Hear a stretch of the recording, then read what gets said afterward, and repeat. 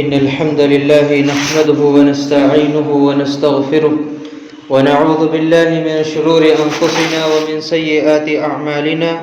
من يهده الله فلا مضل له ومن يضلله فلا هادي له، وأشهد أن لا إله إلا الله وحده لا شريك له، وأشهد أن محمدا عبده ورسوله. فأعوذ بالله من الشيطان الرجيم. بسم الله الرحمن الرحيم. يا أيها الذين آمنوا اتقوا الله حق تقاته ولا تموتن إلا وأنتم مسلمون. يا أيها الناس اتقوا ربكم الذي خلقكم من نفس واحدة وخلق منها زوجها وبث منهما رجالا كثيرا ونساء، واتقوا الله الذي تساءلون به والأرحام إن الله كان عليكم رقيبا. يا أيها الذين آمنوا اتقوا الله وقولوا قولا سديدا يصلح لكم أعمالكم ويغفر لكم ذنوبكم، ومن يطع الله ورسوله فقد فاز فوزا عظيما. أما بعد، فإن أصدق الحديث كتاب الله، وخير الهدي هدي محمد صلى الله عليه وسلم، وشر الأمور محدثاتها، وكل محدثة بدعة، وكل بدعة ضلالة، وكل ضلالة في النار. فأعوذ بالله من الشيطان الرجيم. بسم الله الرحمن الرحيم. يا أيها الذين آمنوا كتب عليكم الصيام كما كتب على الذين من قبلكم لعلكم تتقون. وقال سبحانه وتعالى في موضع آخر: شهر رمضان الذي أنزل فيه القرآن هدى للناس وبينات من الهدى والفرقان، فمن شهد منكم الشهر فليصم، ومن كان مريضا أو على سفر فعدة من أيام أخر، يريد الله بكم اليسر ولا يريد بكم العسر، ولتكملوا العدة ولتكبروا الله على ما هداكم ولعلكم تشكرون. تمام قسم کی حمد و ثنا، تعریف و توصیف اللہ رب العالمین کے لیے ہے، جو تمام جہانوں کا خالق و مالک مدبر پروردگار ہے، جس نے اکیلا تنہا اس تمام کائنات کو پیدا کیا، اور اس کائنات کو پیدا کرنے کے بعد اس میں ہر قسم کے مخلوقات کو پیدا کیے. ان تمام مخلوقات میں ہمیں انسانوں کو سب سے افضل مخلوق یعنی اشرف المخلوق بنا کر اس دنیا میں مبعوث کیا، اور ہمیں بھیجنے کے بعد یوں ہی لاچار بے بس تنہا نہیں چھوڑا، بلکہ ہماری رشد و ہدایت کے لیے مختلف انبیاء اکرام کا نزول کیا. درود و سلام ہو تمام انبیاء اکرام پر، خصوصاً نبوت کی آخری کڑی جناب احمد مجتبی محمد مصطفیٰ صلی اللہ علیہ وسلم پر. اللہم صلی علی محمد وعلی آل محمد کما صلیت علی ابراہیم وعلی آل ابراہیم انک حمید مجید. اللہم بارک علی محمد وعلی آل محمد کما بارکت علی ابراہیم وعلی آل ابراہیم انک حمید مجید. حاضرین جمعہ، آج ہم آپ کے سامنے جو موضوع لے کر حاضر ہوئے ہیں وہ ہے ماہ رمضان کا استقبال. ماہ رمضان ہم سے کچھ دوری پر ہی ہے، ایک ہفتہ بھی نہیں بچا ہے. ماہ رمضان المبارک کی آمد ہے، اس سے پہلے اس کے استقبال کس طرح کی جائے، آج اس کے بارے میں آج ہم دیکھتے ہیں، سنتے ہیں، اور پھر اس پر عمل کرنے کی کوشش کریں گے انشاءاللہ. اللہ رب العالمین سے دعا ہے کہ اللہ رب العالمین ہمیں رمضان سے پہلے جو باتیں بتائی جائے گی اس پر عمل کرنے کی توفیق عطا فرما، آمین یا رب العالمین. حاضرین جمعہ، رمضان المبارک مہینہ ہے، مبارک مہینہ، اور یہ ہمارے پاس مہمان بن کر آ رہا ہے. جب یہ مہمان بن کر آ رہا ہے تو ہم کو کرنا کیا چاہیے؟ مثال کے طور پر اگر ہمارے گھر پر کوئی رشتہ دار آتے ہیں، مہمان آتے ہیں، اور وہ مہمان ایسا ہے کہ اس سے بہت دیر کے بعد ملاقات ہو، یعنی بہت سالوں بعد ملاقات ہو یا کئی مہینوں کے بعد ملاقات ہو، تو ہم اس کے استقبال کے لیے کافی کچھ چیزیں مہیا کرتے ہیں، خود کو بھی سجتے ہیں اور سنوارتے ہیں، گھر کو بھی، اور پھر اس کے لیے نئے نئے پکوانات پکاتے ہیں. رمضان المبارک کا مہینہ بھی ہمارے پاس مہمان بن کر آ رہا ہے، اور یہ مہینہ دوسرے مہینوں کے بنسبت اگر غور کیا جائے تو جلد ہی ختم ہو جاتا ہے. یہ مہینہ، یہ مہمان آتا بھی ہے تاخیر کر کے، اور جب جاتا ہے تو جلد ہی چلا جاتا ہے۔ برادران اسلام، رمضان المبارک کا مہینہ اللہ سبحانہ و تعالیٰ کی رحمتوں کی خوشگوار مہینوں میں سے ایک ہے۔ اس مہینے میں اس مہینے کے بے شمار فضائل اور عظیم الشان فائدے ہیں، جس میں اللہ رب العالمین نے اس ماہ مبارک میں گناہوں سے محفوظ رکھنے کا حکم ہمیں دیا ہے۔ سال کے باقی مہینے میں بھی اگر ہم اس مہینے میں اپنے آپ کو گناہوں سے بچا کر رکھیں گے، اپنے دامن کو، تو سال کے دوسرے مہینوں میں بھی ہم اپنے دامن کو گناہوں سے بچا کر رکھیں گے۔ اگر ہم اس مہینے میں گناہوں سے پاک نہیں ہوں گے، گناہوں سے نہیں بچیں گے، تو ہم دوسرے مہینوں میں بھی ہم گناہوں کے قریب ہی رہیں گے اور گناہوں سے ہم دور نہیں رہیں گے۔ جب ہم اپنے اسلاف کے بارے میں دیکھتے ہیں، پڑھتے ہیں، تو ہمارے اسلاف کا حال یہ ہوتا تھا، ہمارے بزرگان اسلام کا حال یہ ہوتا تھا کہ جب مہینہ رمضان کا ختم ہو جاتا تو 6 مہینے تک وہ دعائیں کرتے تھے اللہ رب العالمین سے کہ یہ مہینہ جو گزرا ہے عبادت کا مبارک مہینہ، جس میں ہم نے عبادتیں کی ہے، اسے آپ قبول کر لے اور جو گناہ ہم نے کیے اسے معاف کر دے۔ اور جب 6 مہینہ بچا رہتا رمضان کی آمد کو، تو رمضان کی آمد کی مبارکباد دیتے ہیں اور رمضان کا استقبال وہ 6 مہینہ پہلے سے ہی کرتے، اور 6 مہینے سے پہلے ہی وہ دعائیں کرتے، اللہ رب العالمین رمضان المبارک کا مہینہ ہمیں نصیب فرما دے، اور دعائیں کرتے رہتے ہیں۔ اور آج ہمارا حال، رمضان آ بھی جاتا ہے اور ہم کو ہوش تک نہیں رہتا، آ کر چلے بھی جاتا ہے، ہم کو ہوش نہیں رہتا۔ ہمارے اسلاف کا حال 6 مہینے تک دعائیں کرتے رمضان کے لیے، اور جب رمضان آ جاتا تو اس میں بہت ساری عبادتیں کرتے، اور جب رمضان کا مہینہ چلے جاتا تو 6 مہینے تک اس میں جو بھی اعمال کرتے تھے وہ دعائیں کرتے تھے کہ اس میں جو ہم عمل کیے ہیں اسے آپ قبول کر لیں۔ کچھ نکات ہے رمضان المبارک سے پہلے اپنے آپ کو کیسے سنوارے، یعنی اس کا استقبال کیسے کرے رمضان کا، اخلاص، توبہ اور دلوں کی صفائی کر کے۔ سب سے پہلے رمضان کی تیاری کے لیے خلوص للہیت کے ساتھ دعا کرنی چاہیے، توبہ کرنا چاہیے اللہ رب العالمین کے سامنے۔ اللہ رب العالمین قرآن میں سورہ تحریم آیت نمبر 8 میں فرماتے ہیں، اعوذ باللہ من الشیطان الرجیم، یا ایھا الذین آمنوا توبوا الی اللہ توبۃ نصوحا عسى ربکم ان یکفر عنکم سیئاتکم ویدخلکم جنات تجری من تحتها الانہار۔ اللہ رب العالمین یہاں پر ایمان والوں سے مخاطب ہے، کہتے ہیں اے ایمان والو، اللہ کی طرف سچی اور خالص توبہ کرو، ایسی توبہ کرو خالص پیور کہ تم اس کے بعد گناہوں کی طرف نہیں لوٹو گے۔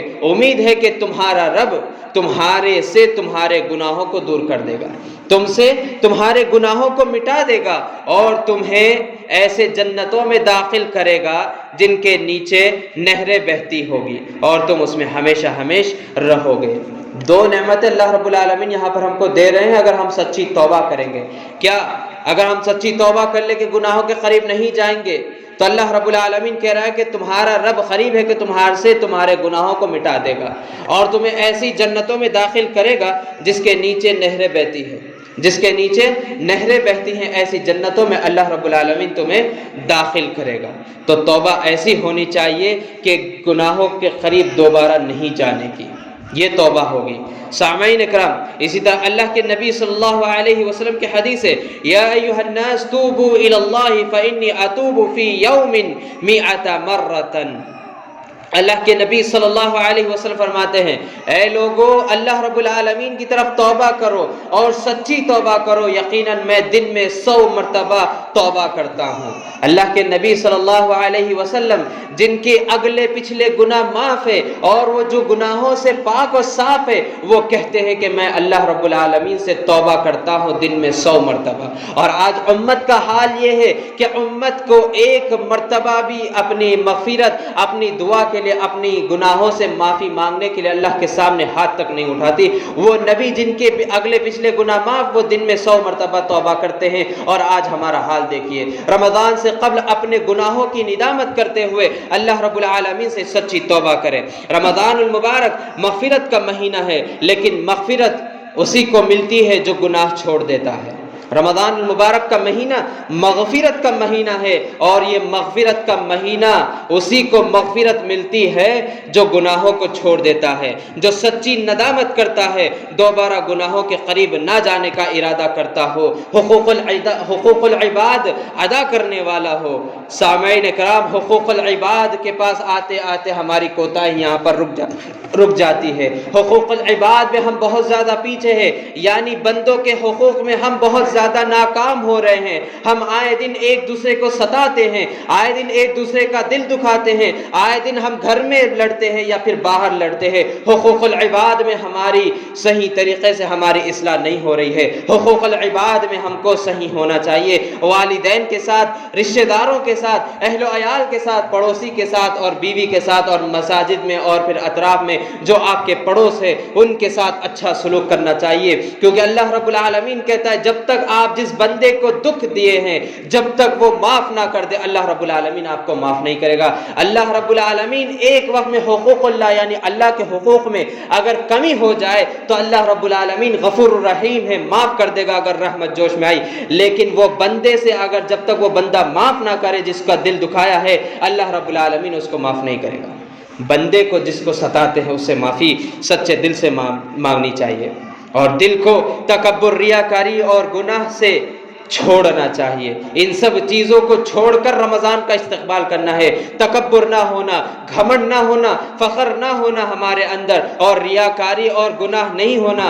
اگر ان سب چیزوں سے محبت ہے تو پھر آپ یاد رکھیے آپ صرف جو روزہ رکھیں گے وہ صرف بھوک کو مار رہے اور آپ نے روزے کا اصل مقصد حاصل نہیں کیا، چونکہ ہم نے خطبہ مسنونہ کے بعد آیت تلاوت کی ہے، یا ایھا الذین آمنوا کتب علیکم الصیام کما کتب علی الذین من قبلکم لعلکم تتقون، اے ایمان والو تم پر رمضان کے روزے فرض کیے جاتے ہیں جس طرح تم سے پہلے کے لوگوں پر فرض کیا گیا تھا، لعلکم تتقون تاکہ تم تقوی اختیار کرو، لعلکم تتقون تاکہ تم پرہیزگار بن جاؤ، توبہ استغفار کر کے پرہیزگار بن جاؤ، اللہ کے تقوی اختیار کر لو۔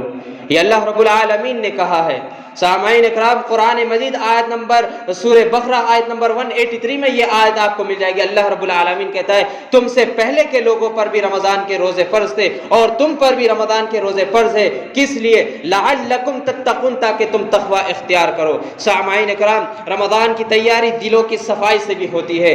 دلوں کی صفائی کر لیجئے۔ دلوں کی صفائی صرف حسد چھوڑ دینا نہیں ہے بلکہ شرک سے بھی پاک ہونا چاہیے۔ دل کو شرک سے پاک کرنا چاہیے، ریاکاری سے دل کو پاک کرنا چاہیے، تکبر سے دل کو پاک کرنا چاہیے، بغض اور حسد سے بھی دل کو پاک کرنا چاہیے، گناہوں سے سچی توبہ بھی کرنی چاہیے۔ اللہ رب العالمین قرآن میں فرماتے ہیں سورہ شعراء آیت نمبر 88 اور 89 میں، یوم لا ينفع مال ولا بنون الا من اتى الله بقلب سلیم۔ اللہ رب العالمین فرماتے ہیں جس دن نہ مال فائدہ دے گا نہ اولاد، مگر وہ شخص کامیاب ہوگا جو سچے دل کے ساتھ یعنی سلامت دل کے ساتھ، سلیم دل کے ساتھ اللہ رب العالمین کے سامنے حاضر ہوگا۔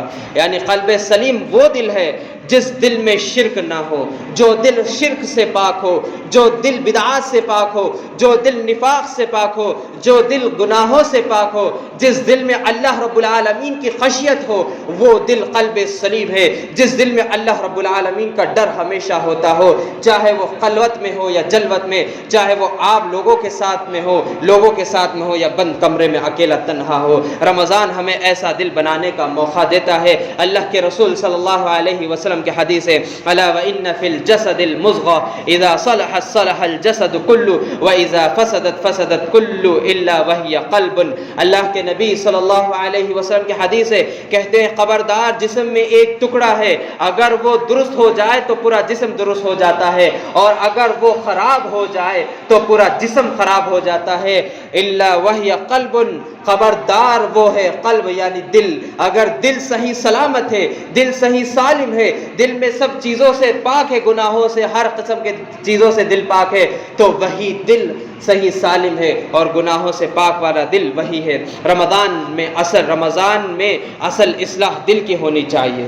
رمضان المبارک آتا ہے ہمارے لیے تقوی اختیار کرنے کے لیے، تو ہم کو چاہیے کہ رمضان المبارک میں دل کی صفائی کرے۔ اگر دل ٹھیک ہو گیا تو نماز میں خشوع پیدا ہوگی، نماز میں خشوع پیدا ہوگی، روزے میں تقوی آئے گا اور قرآن میں اثر موجود ہوگا۔ نماز آپ پڑھیں گے تو اللہ کے لیے، جب آپ نماز پڑھیں گے تو آپ کی نماز میں خشوع پیدا ہوگا، اور آپ روزہ رکھیں گے تو روزے میں بھی آپ کو روزے میں بھی آپ کے اللہ رب العالمین کے قریب آپ پہنچیں گے اگر آپ کے دل میں ڈر ہو۔ یہ تمام چیزوں سے اگر پاک ہو جائیں گے تو نماز میں بھی خشوع آ جائے گا، روزے میں تقوی آ جائے گی، اور قرآن جب پڑھتے ہیں تو اثرات بھی موجود ہوتے ہیں، یعنی آپ کا دل نرم ہوتا ہے۔ اور آپ جب اگر قرآن پڑھتے ہیں، اگر ترجمے کے ساتھ اگر قرآن پڑھ لیں گے تو کیا ہی کہنا، جب قرآن ترجمے سے پڑھیں گے تو سمجھ میں آئے گا کہ میرا رب مجھ سے کہنا کیا چاہتا ہے، میرے لیے کیا نعمتیں میرے رب نے بتائی ہے۔ قرآن کو ایسے ہی نہ پڑھے بلکہ سمجھ کے پڑھیے۔ نہیں سمجھ میں ترجمہ آپ کے سامنے نہیں آتا،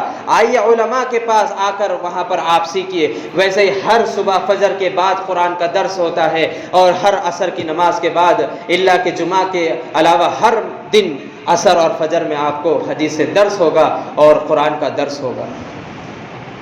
بیٹھ کر سننا چاہیے کیا ہم کو پیغام اللہ رب العالمین دیتا ہے۔ اور اسی طرح اللہ کے رسول صلی اللہ علیہ وسلم کی حدیث ہے، حضرت ابو ہریرہ رضی اللہ عنہ روایت کرتے ہیں کہ اعمال کے پیش ہوتے ہیں، اعمال اللہ رب العالمین کے سامنے پیش ہوتے ہیں۔ ان رسول اللہ صلی اللہ علیہ وسلم قال تفتح فی ابواب الجنہ یوم الاثنین ویوم الخمیس فیغفر لکل عبد لا يشرك بالله شيئا الا رجل كانت بينهم وبين اخيه شيئا فيقول انظر هذان حتى يصلح انظر هذان يصلح بينهما۔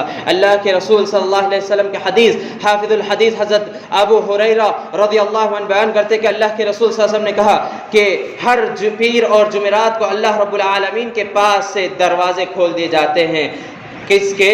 جنت کے دروازے کھول دیے جاتے ہیں، اور ہر اس بندے کی مغفرت کر دی جاتی ہے جو اللہ کے ساتھ کسی کو شریک نہ بناتا ہو، اس بندے کے سوا جس نے اپنے بھائی سے عداوت رکھتا ہو۔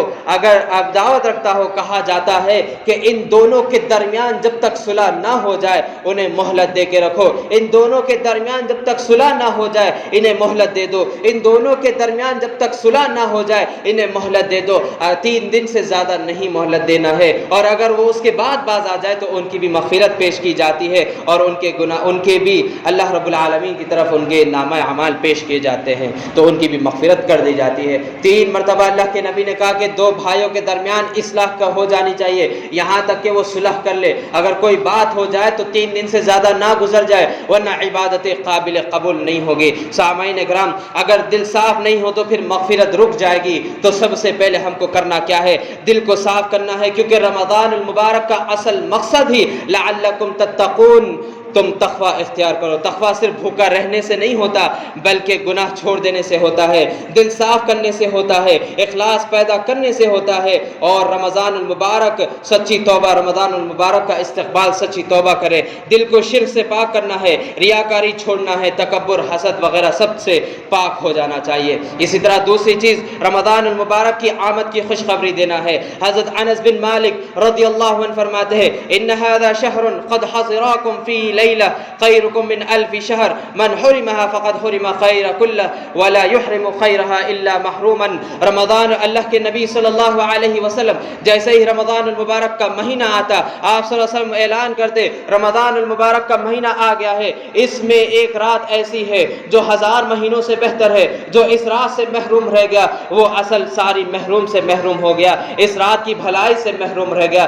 سامعین اکرام، یہ رات رمضان المبارک کے اندر آتی ہے جسے اللہ کے رسول جسے اللہ رب العالمین نے لیلۃ القدر کہا، ان انزلناہ فی لیلۃ القدر، بے شک ہم نے نازل کیا لیلۃ القدر میں۔ کیا نازل کیا؟ ہم نے خطبہ مسنونہ کے بعد آیت پڑھی ہے شہر رمضان الذی انزل فیہ القرآن، رمضان المبارک کی اس رات میں اللہ رب العالمین نے قرآن کو نازل کیا، رمضان المبارک میں قرآن نازل ہوا ہے۔ ان انزلناہ فی لیلۃ القدر وما ادراک ما لیلۃ القدر، تم کیا جانو لیلۃ القدر کیا ہے؟ لیلۃ القدر خیر من 1000 شہر، لیلۃ لیلۃ القدر 1000 مہینوں سے افضل رات ہے. تنزل الملائکۃ والروح، اس میں نازل ہوتے ہیں فرشتے، اور روح سے مراد جبریل امین نازل ہوتے ہیں. تنزل الملائکۃ والروح فیہا باذن ربہم من کل امر سلام ہی حتی مطلع الفجر. اس میں فرشتے نازل ہوتے ہیں، جبریل امین نازل ہوتے ہیں، اور وہ رات پوری سلامتی والی رات رہتی ہے، اور یہ رات سلامتی والی پوری طلوع فجر تک رہتی ہے. یہ رات لیلۃ القدر کی رمضان کے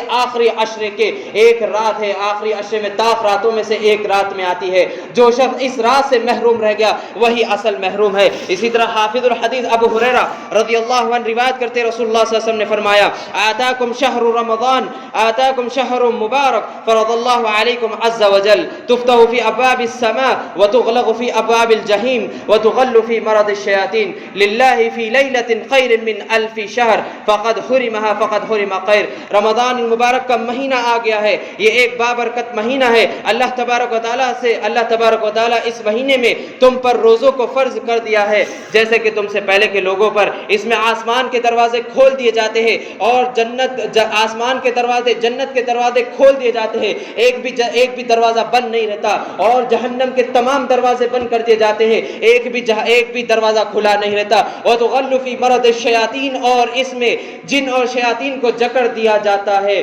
للہ فی لیلۃ خیر منہا من حرمها فقد حرم خیرها. اس میں ایک رات ایسی ہے جس کی رات سے تم اگر محروم ہو جائیں گے تو تم اصل محروم ہے. سامعین اکرام، رمضان المبارک کی آمد ہے، اس سے پہلے دلوں کی اصلاح کریے، اپنی سچی اخلاص کے ساتھ دلوں کو صاف کر لیجئے اور رمضان المبارک کی آمد کی خوشخبری دیجئے.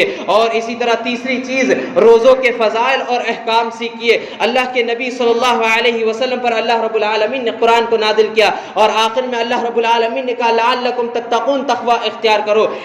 علم عمل کی بنیاد ہے. جب تک اللہ رب العالمین اپنے کسی بندے کے ساتھ بھلائی کا ارادہ کرتا ہے تو اسے دین کی صحیح سمجھ بوجھ عطا کر دیتا ہے. روزے کی حکمت اور اپنے قول لعلکم تتقون کہ تاکہ تم تقوی اختیار کرو بیان کر دیا ہے. تقوی سے مراد اللہ تعالیٰ کی اطاعت و فرما برداری ہے، اس کے نور کے اجالے میں کی جانے والی اعمال ہے. یعنی نور سے مطلب علم ہے. ثواب، جو شخص علم کے تقاضے کے مطابق روزہ رکھتا ہے، روزے کی حالت میں عمل کرتا ہے تو اللہ رب العالمین اس کے اعمال کو قبول کرتے ہیں. اور اسی طرح اللہ کے رسول صلی اللہ علیہ وسلم کی حدیث ہے من صام رمضان ایمانا واحتسابا غفر له ما تقدم من ذنبه.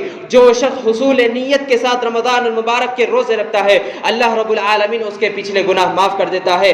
اور اسی طرح امام احمد بن حنبل رحمۃ اللہ علیہ فرماتے ہیں انسان کو علم کی ضرورت کھانے پینے سے زیادہ ہے، کیونکہ انسان کو کھانے پینے کی ضرورت دن میں 2 سے 3 مرتبہ ملتی ہے، لیکن علم کی اہمیت، علم اسے اتنا ضروری ہے، ہر سانس پر اسے علم کی ضرورت رہتی ہے. تو اسے چاہیے کہ کھانے پینے سے زیادہ اسے علم پر فوقیت دینی چاہیے اور اسے دین علم سیکھتے رہنا چاہیے. اور اسی طرح چوتھی چیز، چاند دیکھ کر یہ دعا پڑھنا چاہیے. حضرت طلحہ بن عبید اللہ رضی اللہ عنہ کہتے ہیں کہ اللہ کے نبی صلی اللہ علیہ وسلم جب چاند دیکھتے تو کہتے اللہم اہل علینا بالامن والایمان والسلامت والاسلام ربی وربک اللہ. اے چاند ہمارے لیے ایمان اور خیر والا برکت اور سلامتی والا اسلام کا چاند لے کر آیا ہے، اور اے چاند تیرا اور میرا رب اللہ رب العالمین ہے. یہ دعا اللہ کے نبی صلی اللہ علیہ وسلم پڑھتے تھے اور امت کو بھی پڑھنے کا حکم دیا ہے. اور اسی طرح پانچویں اور آخری چیز،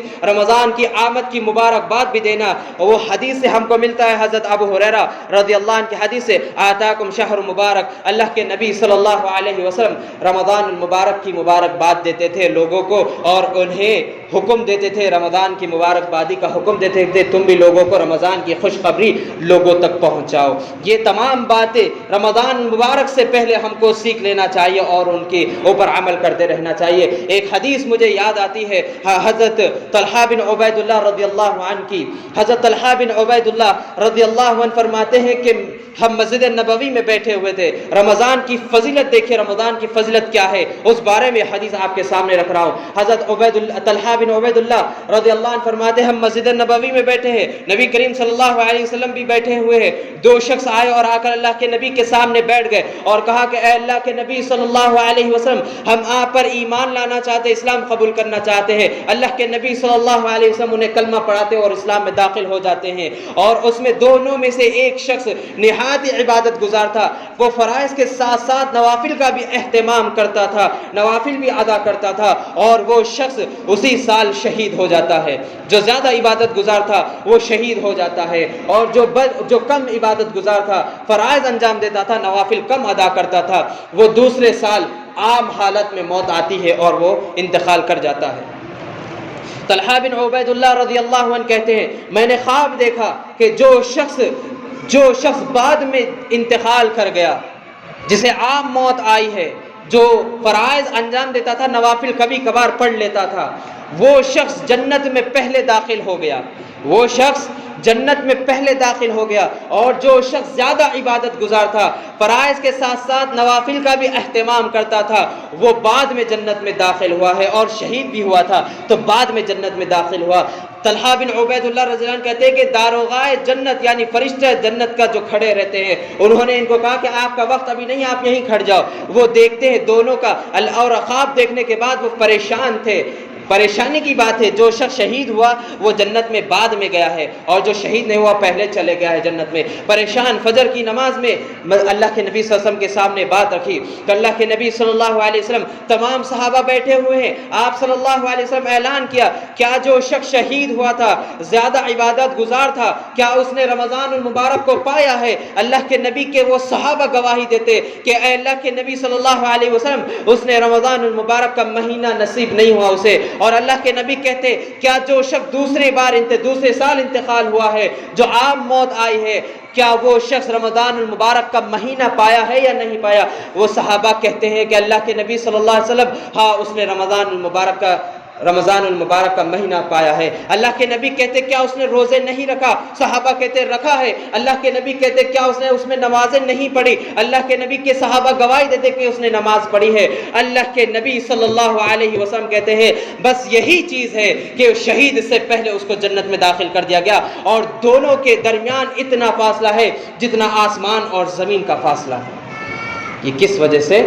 رمضان المبارک کو پانا، اس میں عبادتیں کرنا، نوافل کا بھی اہتمام کرنا، فرائض کے ساتھ ساتھ رمضان کے روزے رکھنا، رمضان میں فرض نمازیں پڑھنا، رمضان میں قیام رمضان کرنا، یعنی تراویح پڑھنا، قرآن کریم کا اہتمام کرنا، صدقہ خیرات کرنا، یہ تمام چیزیں رمضان المبارک میں کرنا ہے۔ اور کیسے کرنا ہے؟ خلوص للہیت کے ساتھ، صرف اور صرف اللہ رب العالمین کو راضی کرنے کے لیے کرنا چاہیے۔ اگر اللہ رب العالمین کو راضی کرنے کے لیے کریں گے تو ہی تمام نیکیاں ہم کو ملیں گی، اگر نہیں تو تمام نیکیاں برباد ہو جائیں گے، اگر ہم کسی کو دکھانے کے لیے اگر ہم کرتے ہیں۔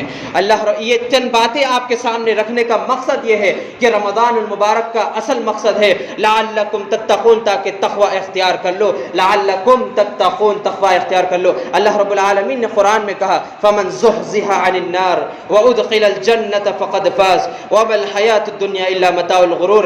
اصل کامیاب وہ ہے جو جہنم سے بچا لیا گیا اور جنت میں داخل کر دیا گیا، یہ کامیاب ہو گیا۔ تو یہ دنیا ہم کو کھیتی باڑی کا موقع مل رہا ہے، یہ ہم کو یہاں پر کھیتی باڑی کر کے ہم کو بیج بو کر ہم کو پھل نکالنا ہے، اور پھل ہم کو قیامت کے دن ملے گا، جنت الفردوس میں ہم کو ملے گا۔ یہاں پر ہم کو محنت اور مشقت کر کے اللہ رب العالمین کو راضی کرنا ہے، اور سب سے پہلے دل کو شرک سے پاک کریے، توحید اپنے دل میں رکھیے۔ اللہ رب العالمین سے دعا ہے الہ العالمین ہمیں رمضان المبارک نصیب فرما دیجئے۔ الہ العالمین جو کچھ یہاں پر میں نے بیان کیا ہو، سب سے پہلے مجھے اس پر عمل کرنے کی توفیق عطا فرما دیجئے۔ الہ العالمین ہم سب کو اس پر عمل کرنے کی توفیق عطا فرما دیجئے۔ الہ العالمین ہمارے دلوں کو توحید سے بھر دیجئے۔ الہ العالمین ہمارے دلوں سے شرک کو نکال دیجئے۔ الہ العالمین رمضان المبارک میں زیادہ سے زیادہ عبادتیں کرنے کی توفیق عطا فرما دیجئے۔ الہ العالمین ہمیں رمضان المبارک کا مہینہ نصیب فرما دیجئے۔ پچھلے سال کئی لوگ یہاں پر بیٹھے تھے جو رمضان میں ہمارے ساتھ موجود تھے، وہ اس سال نہیں ہے، ہمیں رمضان المبارک تک پہنچا دیجئے تاکہ ہم نیک اعمال کر کے آپ کو راضی کرنے والے عمل کر کے رمضان المبارک کا اصل مقصد حاصل کر سکے. ربنا آتنا فی الدنیا حسنہ وفی الآخرۃ حسنہ وقنا عذاب النار. اللهم اصلح احوال المسلمین فی فلسطین. اللهم اصلح احوال المسلمین فی الشام. اللهم اصلح احوال المسلمین فی سیریا. اللهم اصلح احوال المسلمین فی فلسطین. اللهم اصلح احوال المسلمین فی غزہ. اللهم اصلح احوال المسلمین فی سعودی عربیہ. اللهم اصلح احوال المسلمین فی الدنیا. اللهم اصلح احوال المسلمین فی الدنیا. اللهم طهر المسجد الاقصى من اليهود. اللهم طهر المسجد الاقصى من اليهود.